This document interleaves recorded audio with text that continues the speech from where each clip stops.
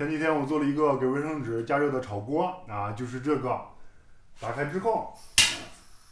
上面的机械就会自动把卫生纸放入锅中啊进行加热。为了使卫生纸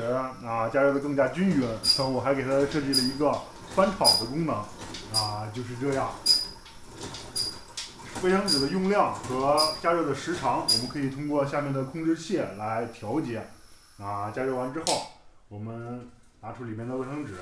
这样使用起来就比较温暖，比较舒适。但是做出来之后，很多人都说不太实用，还比较危险。所以这几天我又做了一个新的大家看看怎么样？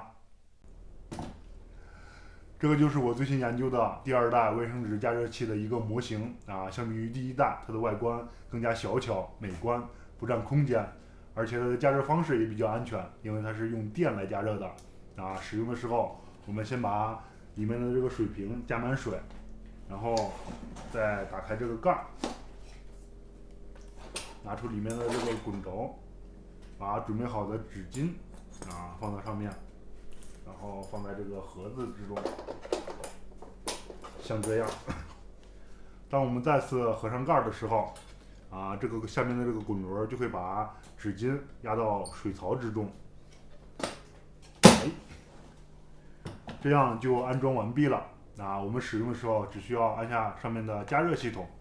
它就会自动把里面水槽里面的水加热，这样我们就能抽出一张热乎乎的湿巾来用它擦起屁屁干净又卫生，而且还很舒服怎么样？是不是感觉非常的实用？如果说我把它量产的话，你会不会购买呢？